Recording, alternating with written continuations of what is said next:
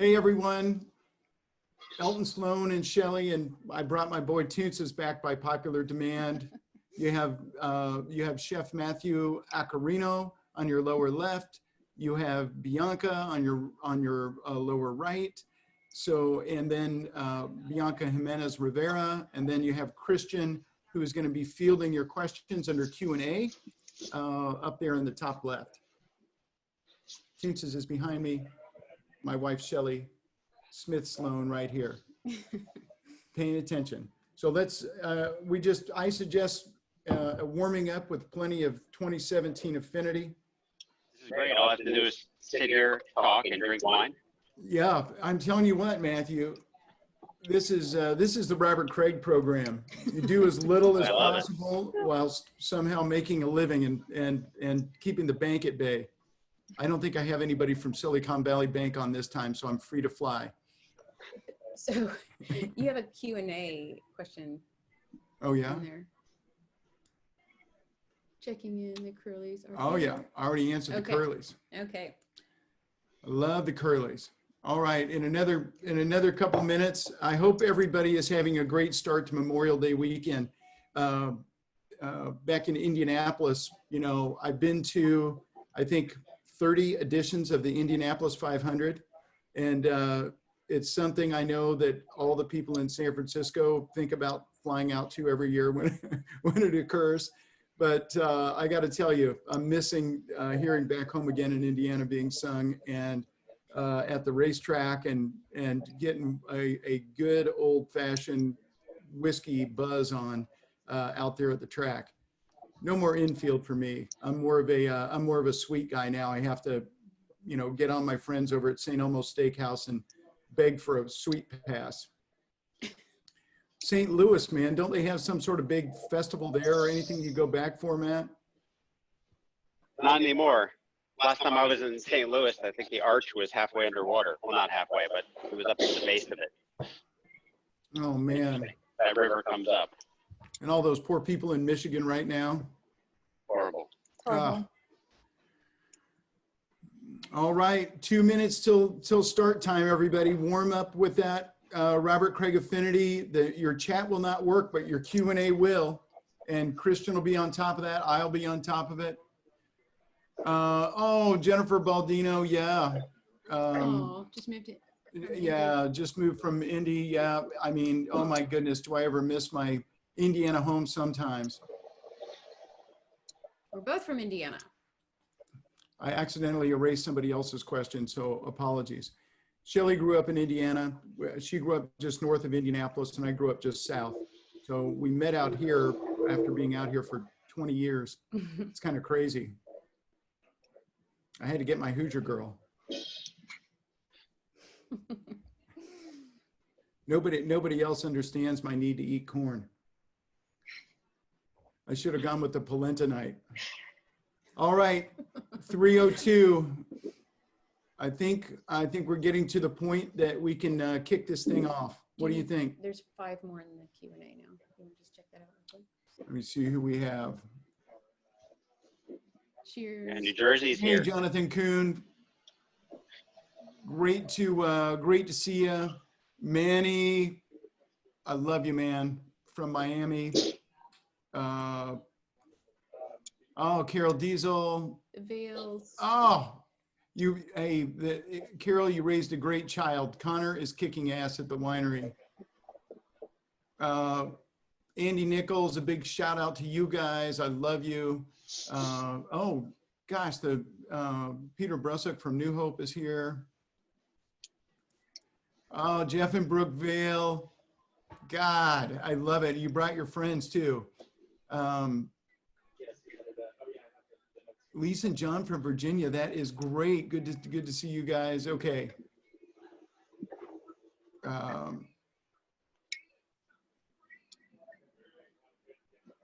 Your husband, Craig Robert. That is a fantastic name.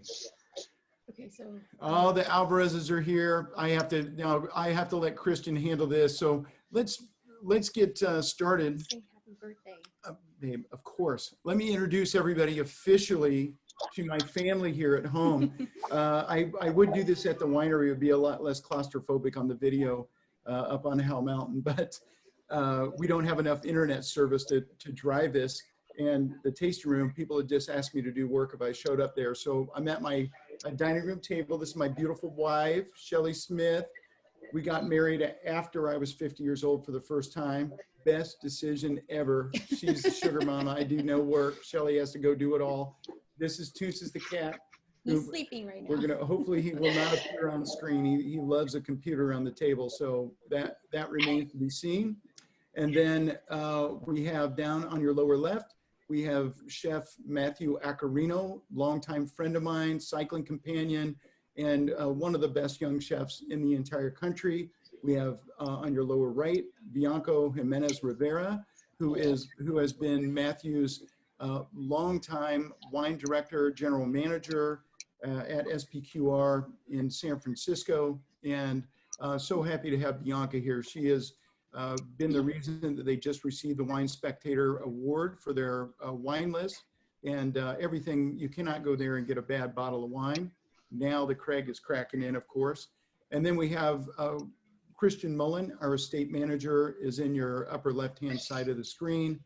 And Christian is responsible for all things direct-to-consumer sales, reports to Jamie Castro, who is back behind the scenes somewhere, furiously writing out orders. But let me just say this, and then we'll get started. I just want to say first, happy birthday to Mary Watson and to all of our wine club members. I think I've already said hi to Manny, but I wanted to say hi to Jack Hamilton. Tried to break into our practice session yesterday. Jack, that was a no-no, but longtime wine club member, Victor Andrade, Rick and Mary Schofield. Hey, Van Tuck, hello, Van Tuck is here. Hi, But Van. Paul and Peggy Pettit, Catherine and Rod from my Hoosier home. I know those guys would be at the track this weekend if they could. So, and to everybody that I missed, of course, the Kansas City crew, Jason Guerrero and Keith and all the guys there. Miami. Hey, I love you guys.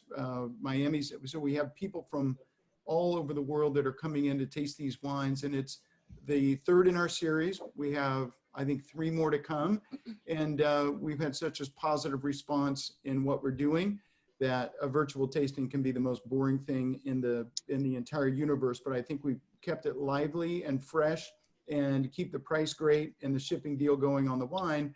And then we're meeting very interesting people. And so without further ado, I'm going to say, I have to say goodbye. You want to say anything to the crowd, Shelly? No, I just, I really appreciate, we both appreciate all the support, and it's just amazing to have everybody join, and it's always great to see your names pop up, and thank you so much.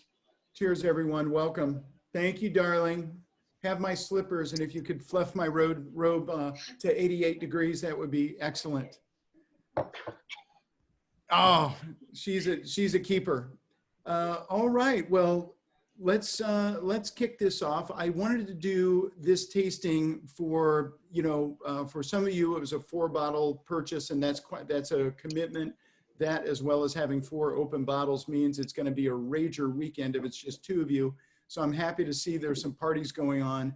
But I wanted to do, we didn't have enough library to do 2010 of the Spring Mountain, so we chose 2010 Affinity to do a wine that was 10 years old, and a Spring Mountain 2012, which we barely had enough of to do anything, because this is the spring shipment for our wine club, Matthew and Bianca. And so I wanted you guys to be able to open a bottle of these tremendous 17s and try them out, because 17 was regarded as like, everybody was like, oh my gosh, it's a fire vintage. But we had 0 smoke up on Howell Mountain. We did lose our entire Mount Veeder crop in 2017, $1 million uninsured. We're still in court over that one, but that was awfully tough. But the rest of the wines, 2017 is like 15. It's, I think, an underrated vintage, classic, big tannin, big structure, really supreme wines, but tightly wound. So I'm interested to see how they're doing. And then I invited Matthew and Bianca because I think right now with COVID going on, the restaurant world is in huge crisis, and Matthew being a cyclist, I think there have been some great articles about Matthew and SPQR in San Francisco turning this into a fight for survival, really. And so you've started Accarrino's Takeaway.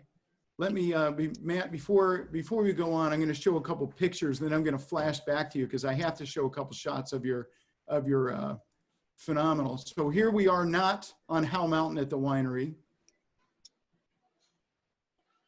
Whoops. Oh, for the love of God.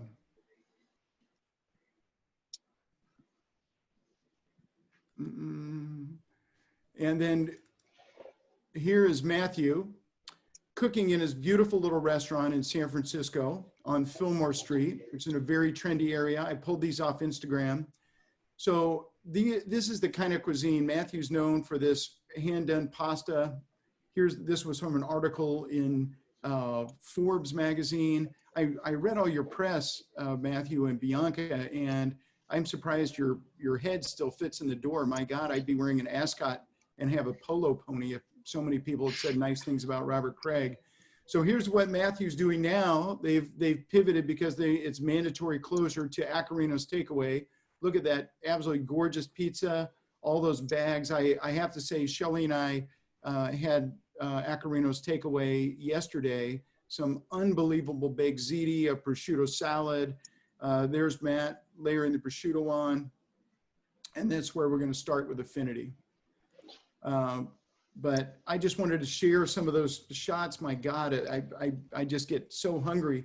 And we were discussing yesterday, Matthew, about the soul of your restaurant being so much of your personality. And I would love for you to talk a minute about how you decided on the ingredient base that you use at the restaurant. Sure. Welcome everybody. Elton, thanks for having us. Really appreciate being here. And a quick hello to the Jacobsons in Yountville. I know they're watching. Oh yeah. But yeah, I mean, SPQR, then we're going to taste a wine that's 10 years old today. And, I'm almost 11 years here. So when you could find all that press, if you do anything for 11 years, hopefully you left some kind of trace behind. So no ego there, just a lot of long, hard work. But yeah, it's been a bit of a challenge here at SPQR, as every restaurant has had its challenge during this time, because we're all obviously lost our sort of ability to have the diners here. We don't have the service staff anymore. We had to figure out something to do. And that was our quick pivot away from, being SPQR. We realized we couldn't have Bianca's full wine list. We couldn't have the wine service. We couldn't have the menu service. And we wanted to do something that was in the spirit of it being fun and sort of tugging at my, I'm obviously American born. I'm born in St. Louis. I grew up in New Jersey, but this was a way for us to just have a little more tongue-in-cheek experience and do something that's comforting in this time. And that's where we came with the Accarrino's Takeaway menu, and do something that was just a lower price point. It's something that goes in a box and is good when you get home, which is certainly not what we were trying to do before. Everything before, I would always joke and say we went from a plate to a box. Yeah, but it was pretty cool. Like the ziti came in a dish that you could just throw some tinfoil over and stick in the oven for a minute. Yeah, which I had to fight that dish away from. There's other high-end grocery stores and markets that have been in this game a long, long time. When I tried to go and get all that product, it was all allocated to these other places. We had to fight for it. It was an interesting pivot. We've learned a lot about to-go containers. I can say that. I mean, it's fascinating. And I have to say, that having that dish, oh my gosh, it was no grocery store dish. I mean, Shelley's mouth was on fire. It was just awesome. So spicy and so good. And, but even though you grew up in St. Louis, your family, there's a place near Puglia, right, in the boot heel of Italy, that is lousy with Accarrinos. And I love that you have to talk about ingredient sourcing, because of all times, now that we finally, you have to understand, people, that they have, Bianca's wine program has been Italian only for so long. And now they've opened it up to some of their friends and locals whose wines they respect. I saw Ryan Hill's wine on there. and even some people from the Finger Lakes in New York, and our wines made it on right now, of course, when COVID strikes. But you have to tell them about going from Milan and what you purchased in Milan to bring your family down south when you were working there. Well, sure. Yeah. I mean, my cooking at SPQR has always been, really SPQR was the first Italian restaurant I ever worked in. So, the other, I could say I worked in Italian restaurants when I worked in Italy, and I'll get to that in a second, but really I spent most of my time working for great American chefs like Thomas Keller's and Tom Colicchio's and that like. What that always taught me was about ingredients. And the reason I moved to California and I'm in San Francisco is I wanted to cook with great ingredients. That's really a very Italian thing. And behind ingredients is technique. So really cooking properly. And we spend a lot of time focusing on that. But when you go to a place like Italy, and this, the story that as I told you, is, I was working in Milan in the north of Italy, and I was going to go visit my family who are in Puglia, which is about 400 miles south. And so I went to a market, and this is many, many years ago, but it's a pretty well-known market now called Peck in Milan, which is a very high-end market. And I said, well, let me get something special for them. Look in the case, find the most expensive Parmigiano cheese that's 5 years old and made with only the milk of red cows, and this whole thing. I get it all wrapped up, hugely expensive, especially for me as a young cook back then. Get on the train, take the 4-hour, 5-hour train ride down there, get off, my family pick me up, and I have it in my bag, and I wait until we drive the 45 minutes to where they are. I pull it out and I present them this cheese, and they proceed immediately to tell me that it is no good. And I could not understand how that could be possible, because it's the most expensive piece of cheese probably to this day that I've ever bought. And That's they fantastic. proceeded to explain to me, they eat buffalo milk cheeses that are fresh, sheep's milk cheeses that are dried, and that is a cow's milk cheese from 400 miles away, so it can't possibly be any good. And I thought, wow, Oh my God. 400 miles is from here to LA. And so for them, that's too far, but it really teaches you something about provenance and about ingredients. And that was a very early lesson for me to understand that really the best way for me to cook sort of Italian food is to look at within this geographic Northern California, maybe the Southern California region, and try and bring products, which is how Bianca and I constantly discussed this for years about finally opening our wine list up to California, really more than anything. And it just feels like the right thing to do for us because it is so much in lockstep with our philosophy about how the cooking is here and, really with where flavor, and I mean, all of your wines are representative of being in California, even though those grapes may not be native, right? They're still representative of the terroir. And so I guess in that sense, the cuisine that I'm trying to make here and is representative of where we are, our terroir.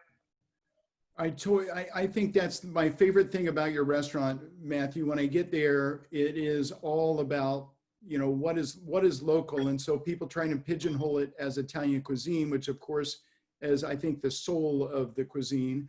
But everything is in California. It's this ingredient base we have. And I know the Jacobsons are on with Rachel right now. And, anytime, you've always been a seeker, and that's what's impressed me about the place. So let's get Bianca involved and talk about, I think, even though we're a Howell Mountain winery, those amazing pictures that we started out with, the wine that you guys are, have coming in to make available to people is our Affinity Cabernet Sauvignon. This beautiful boy right here, which is from a single vineyard. I wanted to do Affinity at least in one of these damn webinars because of the fact that people always think about it as the other wine from Robert Craig. People are always like, oh my gosh, I want one of the Cabernets. I'm like, Affinity is Cabernet. It barely makes the cut to be Cabernet, but it is from this. Let me hit share screen and see if I can get this shot up. So here is the Affinity Vineyard. This is the view looking from Bob's porch. Out in Coombsville, you can see the Stag's Leap and Mount George right next to it. Here's a shot of these vines are very old. You can see how wide these rows are where this grows. So these vines were planted in the late 70s and early 80s by John Caldwell. And it's a really rocky, sort of loamy, alluvial volcanic soil from the east side of the valley in the formation of the Sierras. And the thing that I've always loved, Coombsville right now, John Caldwell's wine there is $300 a bottle. You have Paul Meyer and Kenzo and Meteor and a lot of people that charge a huge amount of money for their wine. But I don't know if anybody makes wine that's higher quality than this one. And we've always sold it, you know, our restaurant, our wineries always sold 60% of our produce to restaurants. So right now we're sucking. That used to be a good thing, but there are no restaurants. So it's been a financial hardship. But the thing I love about Coombsville is it's cooler. So you have this longer hang time. It's a late harvest.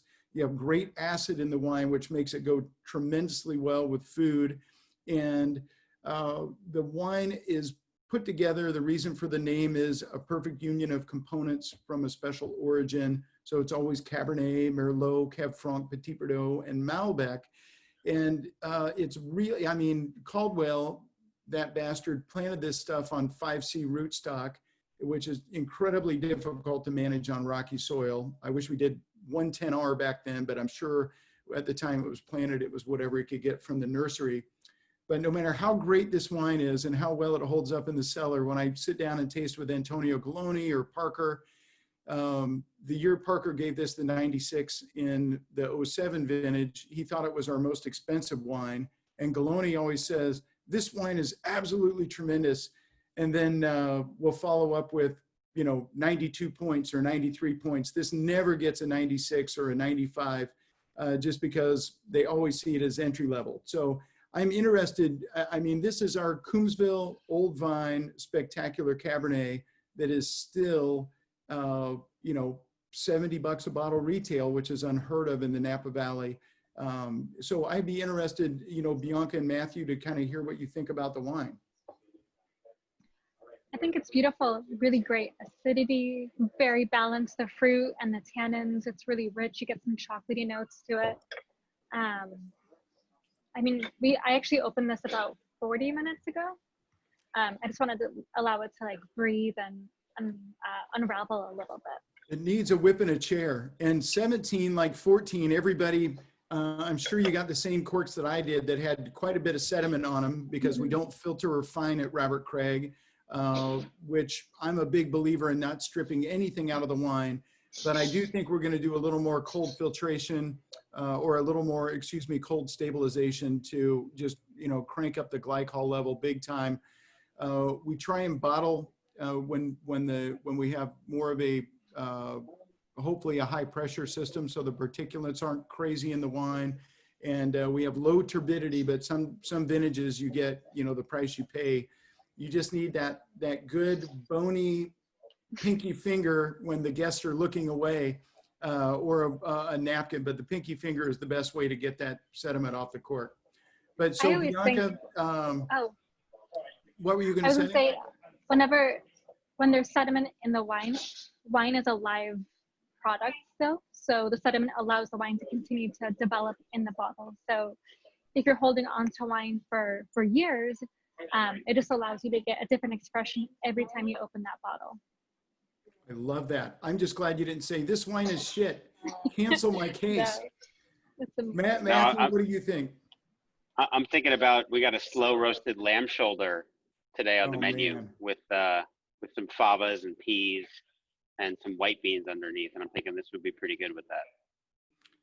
I think it would be very good with that. I mean, just going through those shots of your restaurant and looking at the wines that you have, you know, up there for takeaway, it just reminds me of how much I want to have somebody sit down in your restaurant. Hopefully, you know, I'm sure your place is tiny. For those that haven't been to SPQR, how many seats do you have, Matthew? Well, that'll depend in the future, but we used to have about 50, and certainly it seems like, you know, I've worked in a lot of cities in my career, and San Francisco is definitely a city full of small restaurant spaces. So there's a lot of spaces like SPQR that are sort of 1,000 or 2,000 square feet, and so we had about 50 seats before, but I think after this we'll have quite a few less, and we're actually working on a whole remodel for the restaurant. So at some point we'll have a remodeled restaurant, so maybe it's a good time that we'll be able to reorganize our seating chart. Well, I'm sure all the landlords there will say, hey, we're just on Fillmore Street in the heart of one of the most expensive areas of San Francisco. We're just going to say, hey, since you can't seat so many people, Matthew, we're just going to take the rent in half. Perhaps. Although, I think I would say, it's funny, I've been asked this in a lot of interviews and things that we've talked about the state of the restaurant industry. And I really do think that I've encouraged a lot of my peers to see their landlords as partners. And that if you go to your landlord and treat them like a partner, they should probably want to behave as one. And the ones that don't, you're probably not in a good partnership. So our landlord's been great with us, and we'll hopefully figure this all out. And it really, the main goal, we actually never closed when the whole mandate came, to start doing takeout. So we went from doing service on the 16th to takeout on the 17th of March, and we've never closed. We really saw that as being a part of our community as a restaurant. Again, we've been here for a number of years. And so at one point we were the only restaurant open on the block. And now a lot of the other restaurants have come back, which has been really positive. So the neighborhood's coming alive again. 11 years, right? For SPQR. I know you mentioned that, but I just want to let people know 11 years for a restaurant in San Francisco is a lifetime. Well, yeah, it's 11 for me and 13 for the restaurants. It was actually open for a few years before me. And it's funny because now people have started to call this restaurant iconic, which was something, I've been here the whole time. So I was new, and then I was iconic. And so it's like really interesting to see that. And I don't mind it, right? Because it's a body of accomplishment. There's a lot of work that's gone into getting us to where we are today. And we are sort of a fixture. And I laugh because across the street, there was a space across the street that was empty for a long time. And then I remember these guys used to come in and sell sneakers out of it, like a pop-up sneaker store, selling God knows where they got the sneakers from. And then eventually it became a furniture store, and they went out of business. And then it's a yoga studio, and every couple of years it's changed. And I've been here for all of them. So it's definitely an evolution. Well, usually restaurant is much more dangerous than a pop-up sneaker store. And Bianca, you've been directing, you've been at SPQR for what, is it 9 years? No, I joined in 2013, and I stayed here until about 2017. And now you have a real job at Direct the Wine program, is that right? And so I've left hospitality full time, but I assist with the wine program here at SPQR still. I came back about a year ago. Oh, that's awesome. I wish you all could take a look at the wines that Bianca has chosen for a list. We'll get into that in a second. But since we're nearing the half-hour mark, let's get into the 2012. Any comments? Do we have any comments or any Q&A, Christian, on the? And please, on the, you guys can go to your all you participants can go to your Q&A and type anything in. And Christian will let me know. We do. Andy Nichols wants to know if you would talk about the DM cork. Oh, that's fantastic. Well, Andy, I would love to talk about the DM cork. Let me grab these real quick.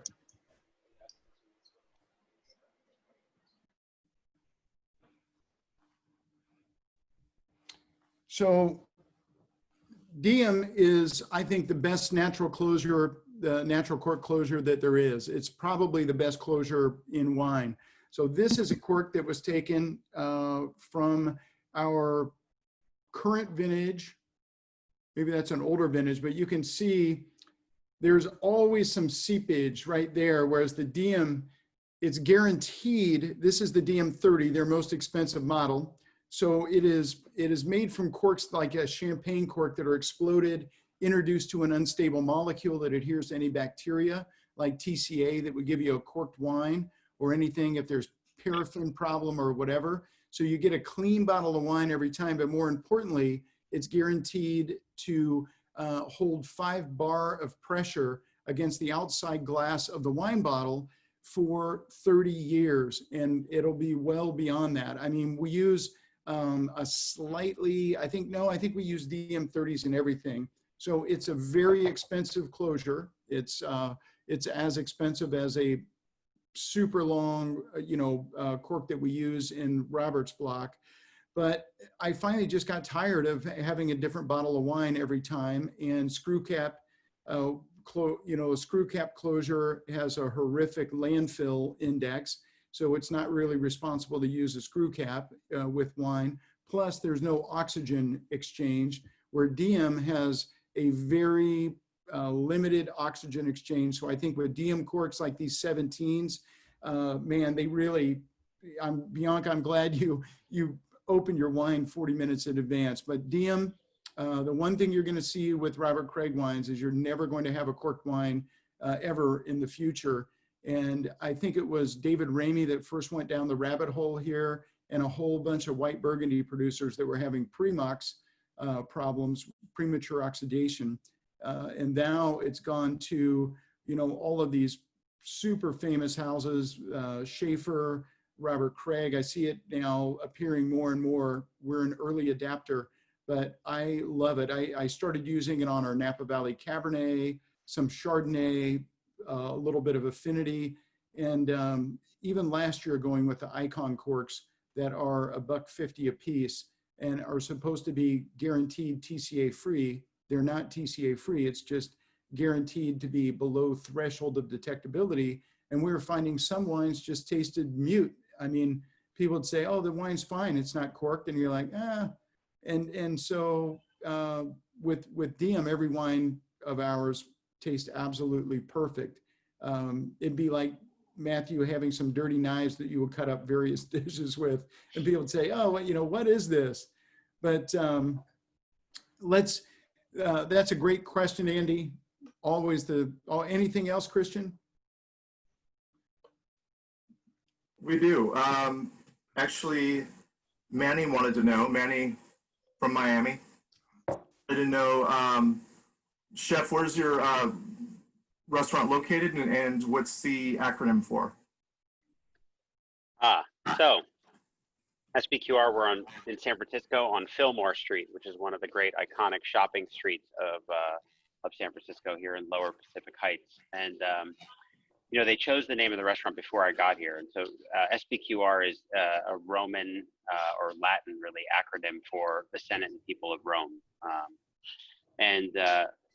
Originally they wanted this restaurant to be more of a trattoria and Roman style. And certainly I worked outside of Rome and a bit in Rome many, many years ago when I was working over in Italy. And I thought to myself, well, I don't want to do that. So, they hired me, and I immediately changed the menu from whatever it was to something that I thought made more sense, which was to sort of really be inspired by Italian cooking, by ingredients, by technique, by all those things I mentioned before, but to really focus on making it my own and putting myself into every dish that we make. And, Elton, when you were talking before, I was thinking to myself, man, none of my work will last for 30 years. It doesn't last for 10 minutes. So I was kind of appreciating that fact.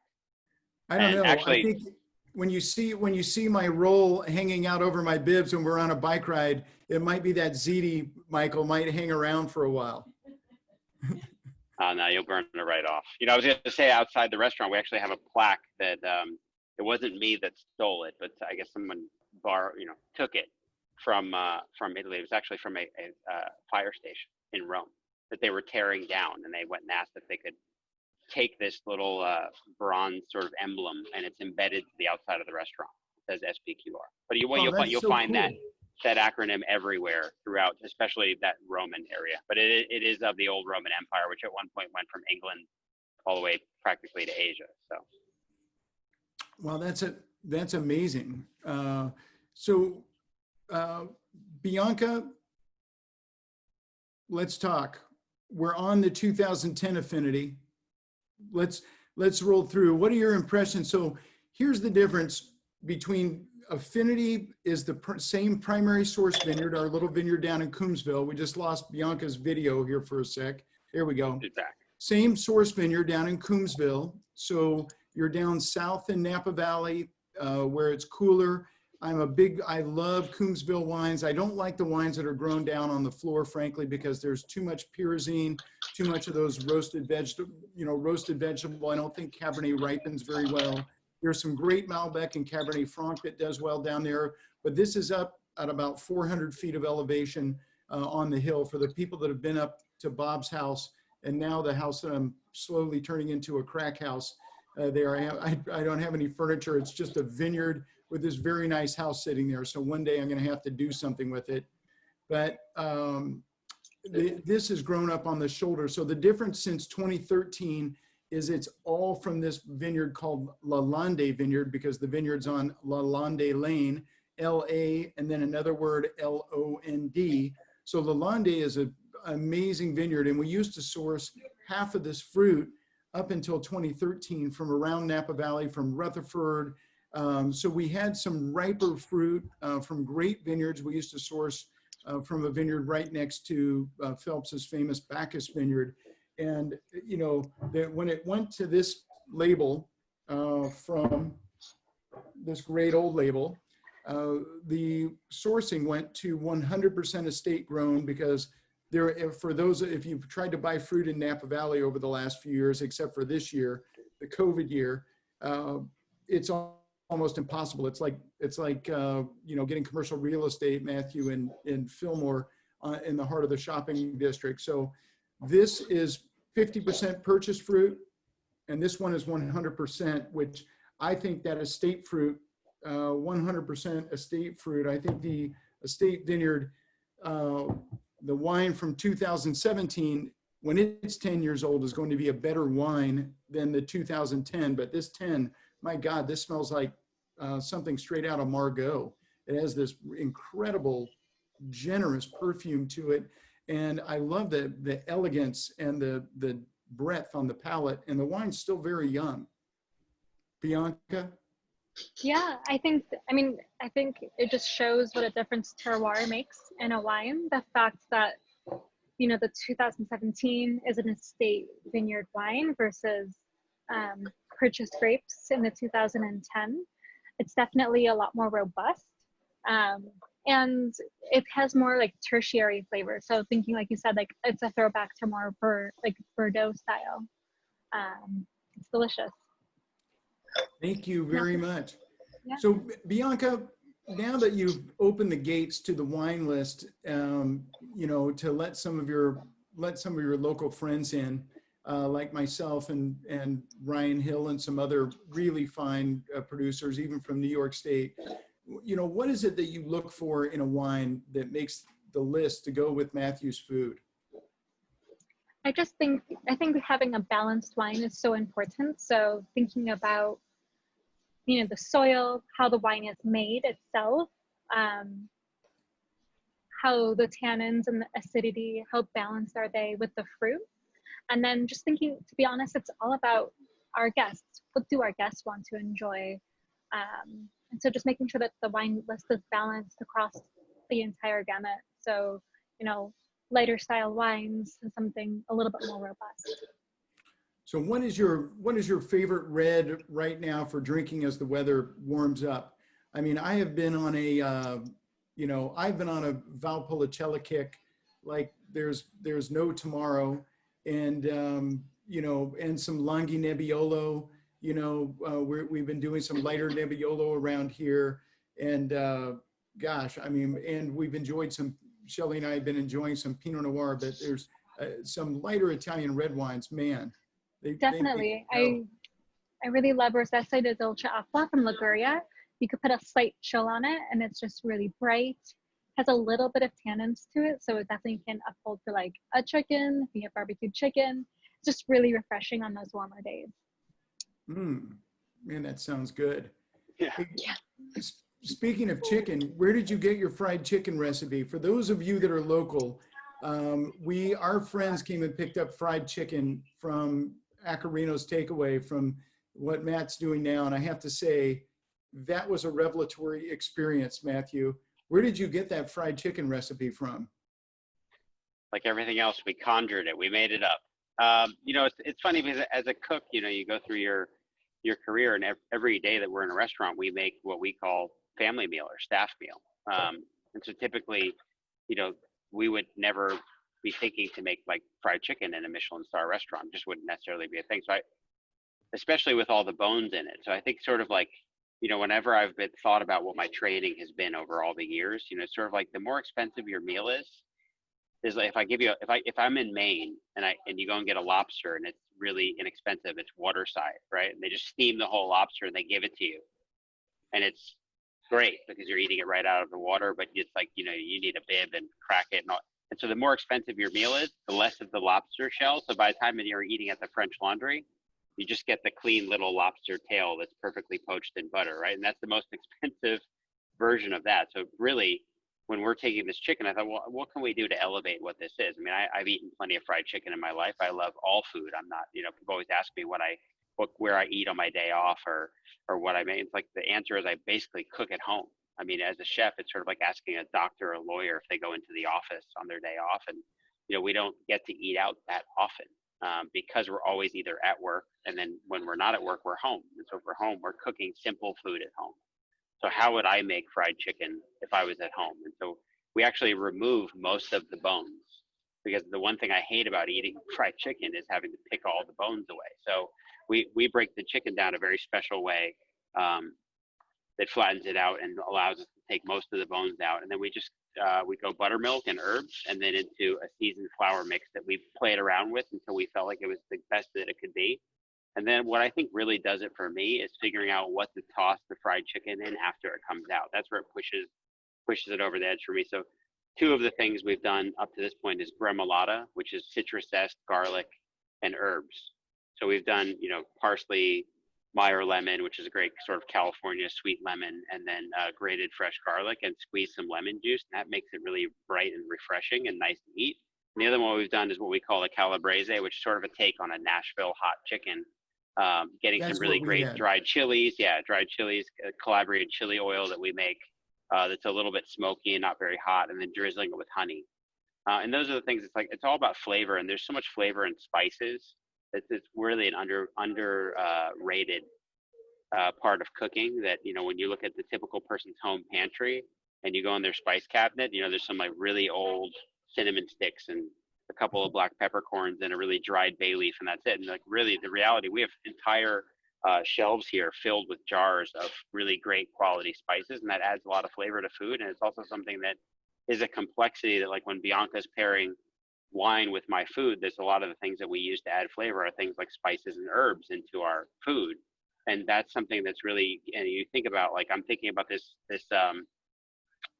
10 affinity, and I'm like, in my mind, I'm going like roasted turbo and bacon, I kept like, that's what I want to put with this wine. And but then there's always the wild card of like the herbs, the bay leaf, the thyme, the spices, and how that all plays with the wine. And that's why trying wines and food together is really, really important.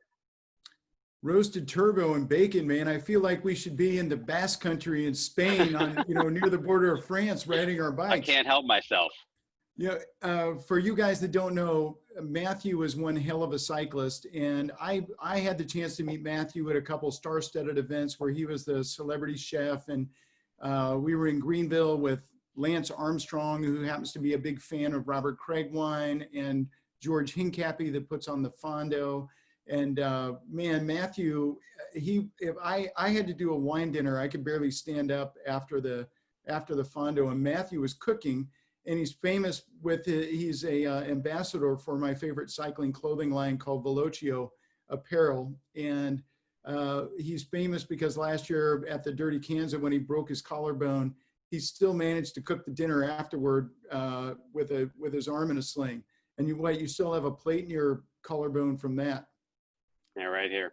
So if any of you guys have like a twisted ankle or a sore arm or something and you're bitching about cooking dinner, how many people did you have to cook for? 150. Easy. 150. I was saying it was 40 people. Holy shit. That's a job well done. For those of you one armed. It's one-handed. Oh my God. For those of you who don't know, the Dirty Kansas is 200 miles and 11,000 feet of climbing. It's a 9 to 12 hour odyssey for the fast people on a bicycle. So Matthew's the real deal. Well, let's move it on from here. I'm impressed, Matthew. I feel better about my sedentary lifestyle at home just listening to that story. Any more comments any more questions, Christian, for anyone right now? Yeah, actually, Jim Ditter asks, what kind of bikes do you guys ride? Elton, you go first. Well, I'm a Morgan Hill fan. I am a Specialized bicycle guy. So I have As Shelley will tell you, the whole upstairs of our house has been taken over as my bicycle cave. But I am a specialized S-Works fan, so I have the mountain bikes, I have the road bikes, the tarmac, I have the gravel bike, my newest addition to the fleet, single speed mountain bike. So I think we have 9 bicycles in the house, and Shelley's ready to see some of those horses put out the pasture. Yeah, it's funny how that happens. I feel like my girlfriend says the same thing to me, right? You always need a new bike. And you know, Specialized, it's the thing about that they make a beautiful product, and really much like how, you know, you would look at like Robert Craig wine stylistically, right? I'm sure a lot of your wine club members are looking at your wines, and stylistically they understand what kind of wine you're going to make, because you don't wildly deviate from your winemaking practice. So if you have, you know, the way that you guys handle the grapes from year to year, it largely entails the same philosophy. So when you look at how that compares to, you know, Specialized as a bicycle for you, every time you're getting, you know, you listed all the different bikes that you have. Of course, the fit and the geometry and how that bike ultimately feels for you is remarkably similar, or stylistically similar, which makes you comfortable, which is why you have so many of them. And so the bike brand that I'm currently riding is called Villier. And W in Italian is the shortened version of long live. And then WILIER. So it basically is an acronym. Villier is an acronym for long live Italy, redeemed and free. So that is the origin of that name. It's a brand since 1906. And so I when I was getting my Best New Chef award in Aspen, Colorado, where they hold the Food and Wine Classic every summer, I decided, that was 2014, I decided I should ride from Leadville in Colorado up and over Independence Pass, which I think is 13,000 feet or so. Classic we rode ride.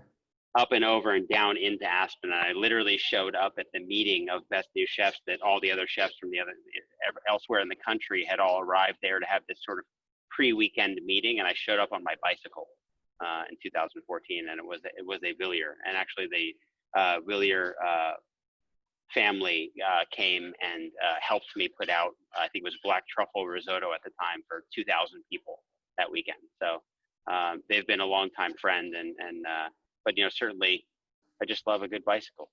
I have a bunch. Wow. Are you Villier Villier all the way through? Mostly. Although, you know, it gets difficult, because, you know, you start to really look around, and it's like, you know, God forbid I want some kind of bike they don't make, then you're really stuck. So bike problems. Bike problems. N+1, that's the formula for the amount of bikes that you need, where N represents your current amount of bikes. Well, don't give us any more questions on bicycles, Christian. This thing will devolve into a horrific discussion of what we're going to do. But yeah, so I met Matthew at George Hincapie's Fonda with Lance Armstrong there, et cetera, and you know, we drank a lot of wine. That was non-performance enhancing doping for sure. And then the next time I saw him, Matthew was cooking on this. You were cooking on the tiniest little stove in Utah, in Park City, when we had Bob Roll, you know, Bob Key and the rest of the gang was around. It was so much fun. So this is great. I wish we were able to take a bike ride right now after doing this. But that will come tomorrow. And Robert Craig is the best recovery juice around. So Bianca, we now are moving to Spring Mountain. It is time to go from 400 feet of elevation in the, we're moving from the Vaca Range, which is on the east side of the valley, which the Vaca Range is formed by the eruption of the Sierras to the east, relatively young soils, about 5 million years old. So that's what put Howell Mountain, Pritchard Hill, Mount St. Helena, that a lot of people think is a volcano, but it's actually just a big volcanic rock. Those soils, to me, on that side of the valley, Affinity in our Howell Mountain wine, that is also on the far north end of the valley, those wines to me are more high tone, more knees and elbows, more angular, a little bit more, I call it a little more of the violin than the cello. And the cello, we're going over to the cello side of the valley, which is the Mayacamas range, pushed up by earthquake from the ocean floor. So it's marine sediment material. And let me see if I can successfully share screen again. And I'll show you a shot of the Viter vineyard, or excuse me, the Spring Mountain vineyard. These are some gorgeous grapes from the Spring Mountain vineyard. Here is Spring Mountain, and you can see it's more of this red soil. Here's a good shot of the soil in hand for the people that did the last webinar. You've already seen this shot, because I think we featured a Spring Mountain in that one as well on the Fabulous 15s. But really, this is Joan Crowley's property at 2,000 feet, dry farmed, biodynamic, organic. She's not certified for any of it, but you can see that big crack running down the soil. This gets 0 water, and so it's always stressed out. And you're looking straight across the valley at Howell Mountain there. But really a beautiful vineyard site. We've been fortunate to get grapes from there since 2005, and it makes this wine that has this unbelievably signature, Spring Mountain perfume. I always think about, I love Marston, Philip Togney. I love Les Barron's wines. I've always enjoyed like Pride Mountain wines, Merlot. Spring Mountain is a super interesting place. It's different than Viter and Diamond, which are more, spring is more lush. It gets more rainfall. It's the lower portion. There's a little more clay in the soil, holds a little more water. So I always get this incredible sort of dark mountain flower, forest floor, this conifer forest floor in the wine. It's a very different perfume than the Affinity that's grown across the valley. It's an absolutely stunning wine. As you mentioned, like a little bit more earth, forest floor. It actually makes me, and I've been thinking about Italian wines, it makes me think of like an Aglianico from Basilicata. Oftentimes when the restaurant was open, during normal service, you would have guests that would oftentimes like ask for a wine like this. And so I would always steer them towards something like an Aglianico, but this is beautiful. This is our version of Taurasi. Mm-hmm. Without the raisinated fruit. Exactly. Super bright and fresh. But it still has like these gripping tannins. It's great. Well, these wines, most for everyone out there, most California Cabernets exist in that 4.0 pH range, and Bordeaux exists in the, high 3.5s to the mid 3.7s. This wine and Affinity are both at 3.63 pH. There's an inverse relationship between pH and acidity. So the acidity on these wines is very much like Bordeaux. It is not overripe California clodhopper. This vineyard always, and you cannot, when we used to make our Chardonnay from Durrell Vineyard, it was the one frustrating thing to me that the pH would always be in the mid 3.6s. And now with Gap's Crown for Chardonnay, you want it very low. It's like below Ravenau Chablis. It's like a 3.2 or a 3.28 to 3.3. So, and they would say, oh, we can make some soil amendments, but that's like, somebody delivering a bad piece of fish and say, can't you just put plenty of sauce on that, Matthew? You eventually, you have to have a vineyard that is naturally low pH to make wine like this. And so the stunning thing about this wine, and we discussed this earlier, Bianca, is I like wines that have acid and tannin. And so we're never going to make that out of the wine. I think Jason Price, our winemaker, is totally in tune with the fact that the wine needs to be what it wants to be. And sometimes in the early days of Craig, we used to get them pretty ripe. Now our average bricks at harvest has gone down from like 30 degrees to, the low 26s to sometimes in the mid 24s. And it's just a major difference in how we make the wine. And I think it expresses the property much better. Look at Toonces loves this wine. Eat it up. What do you think, Matthew? I love the sort of richness of this, but the acidity that's there, it makes me think of doing like a black trumpet mushroom risotto. And actually, I was thinking so much that, we talked about Peter Jacobson. He's a farmer in the Napa Valley that I've worked with. He was one of the original farmers for the French Laundry, and we've worked together for you know, the entire time I've been in Northern California here, it's over a decade. And Wait a minute. he has a Let me couple of take- redwoods. Go ahead. I was just going to say, he has a couple of redwoods. Hold that thought. I'm just going to say, I Yeah. think Peter Jacobson, if it's the one I know, he's more of a whiskey drinker and a hellraiser than a farmer. But back to the redwood. We both like whiskey. Yeah.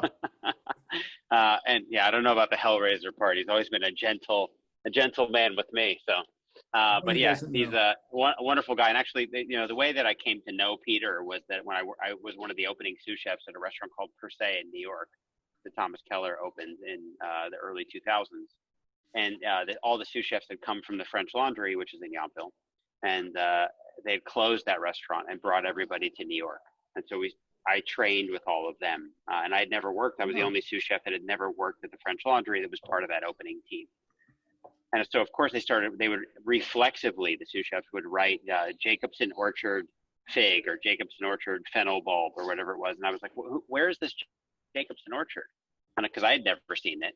And little did I know that it would be a gentleman that I would come to know quite well, and someone who's actually was a dentist and worked up the street from where SPQR is. He actually came into the restaurant one day years and years ago and just said, "Hi, I'm Peter Jacobson." And I thought, I know who you are. So he has a wonderful property up there, which, you know, I've certainly cycled the roads around all of your vineyards continuously for a very, very long time. But on that property, getting back to the redwood thing, there's two redwood trees, and you know, being there constantly, I would see things go through their natural cycle, and the redwoods will throw out these little tender green buds, and you could just go and pick them off, and we would pound those with a little bit of sea salt and get that little bit of that redwood piney flavor, but very subtle into that, and you would just sort of like finish that over the top of a risotto, and it would be stunning. And it's like those are the kind of flavor notes that, by being a chef and being much like a winemaker, or, you know, anyone involved with wine, you know, Bianca is constantly tasting wine and then storing those flavor memories. I mean, that's what we do. So as a chef, I'm also doing that, constantly tasting food, storing those flavor memories, and then trying to recreate those things. And I think that the way that I take that one step further is to be out with someone like Peter on his farm and going through, and he'll constantly be handing me things and saying, "Taste this, try this, check this." And it's all different things at different stages of ripeness, at different stages of flavor, productivity. And you sort of catalog all of those memories. And that's really, when you're sitting back, what you're calling on. And it's so interesting to me to taste wine and to feel all these you know, flavors on my palate and how everything affects that. And think about how that, and I'm basically going into my sort of virtual library and trying to pull down things that I would, and I can actually taste them without ever being anywhere near them. But it's just after doing it for so many years, it's just this body of work. That's amazing, Matthew. I mean, gosh, I guess, you know, maybe if Jason is wearing a really old pair of socks and he's stomping the grapes, you might get a little extra wang tang in there for the flavor menu. But funky. I mean, I think of 2017. I think of those damn fires and the fact that Spring Mountain came in. The fruit for once ripened early on Spring Mountain, and most of the wind was blowing from north to south. So Howell Mountain was completely clear, unlike 18. And it was, I just remember the fruit came in, we didn't have a smoke problem. It made this glorious 17 wine, and from this great portion of it. And then the day the pick was called on Mount Veeder, they mandatory evac'd, and we lost that crop, and the fruit was great quality. So it was just, 17 is such a painful vintage. My flavor memory of 17 is like, you know, smoke. Yeah. Oh my goodness. that was a tough year. So I thought financially, well, we've survived the second great recession of the, you know, the derivative recession. And then we survived the wildfires, and then COVID-19. We're like Robert Craig. We are and SPQR, man. I'm the cockroach of the wine business. They're going to roll the rock off me 20 years from now. I'm right with you. I'm like, I'm surviving. So To all my Craig crew out there who are watching, just remember to compliment me a lot. You're still on board. Now we're going to finish up. We're right on time. We've got 4 minutes left. So we're going to finish up with a little 2012 Spring Mountain. So I think 12 is a massively overrated vintage in the Napa Valley. Personally, I think we had that huge heat spike in September in 2012, late August. It was like 100 degrees from August 15th through the 30th and the 1st of September and the first week of September. And I think so many people brought fruit in from the valley floor that the wines to me taste alcoholic and hollow in the middle. There wasn't enough time to really phenolically, to have the phenolics ripen in the wine to get that complexity that you want to match the alcohol levels in the wine. But in the mountains, 12 was very good, whereas like 2008, I think was better on valley floor than in the mountains. 12 was one of those years where in the mountains, it did really well. And this Spring Mountain, when it gets a little time in the bottle, to give all of our viewers a lesson, the nose is what you smell in a young wine. The bouquet is what you get from bottle aging. And this wine is all about the bouquet. Extremely aromatic. I didn't get my dump bucket near enough to me. But it is Friday. Shelley, how's your wine holding up over there? Come on over, kitty cat. Get your drink of milk. Shelley has to get her refill. Oh my goodness. Well, Matthew, I think Bianca, I hope that you can look at me here since I have you in a captive audience state. I hope that you guys, that Bianca, you will agree to come out one time, and Matthew, that you'll come either to our tasting room downtown or to the mountain and offer to cook a meal up for all of these people that are viewing here today to join Shelley and I. Maybe we can do something from the restaurant, something simple to celebrate the release of a wine. But I'm hoping that we can do that in the coming year when they release COVID. To get you up top, we'll do a bike ride for anybody that's interested, and then we'll cook up a feast and a simple meal of one of Matthew's favorites.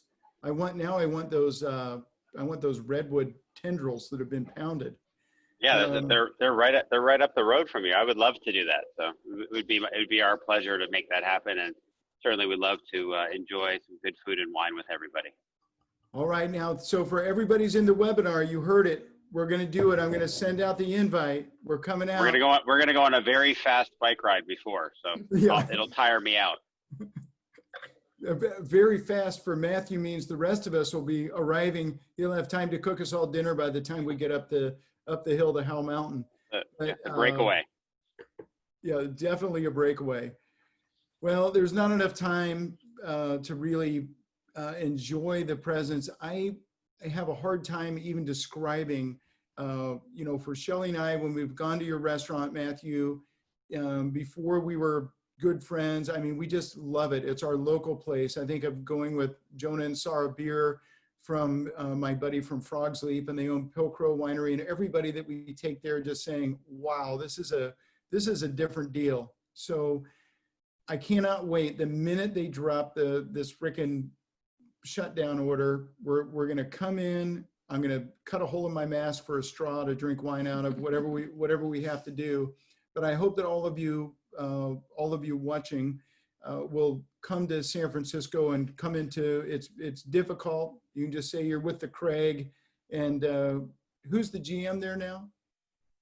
Thomas. Oh, Thomas is the man. I've got pull with Thomas. We'll get you set up. We'll get you set up. Bianca's so happy not to be in that position anymore. But Bianca styled this back before she went off to fame and fortune.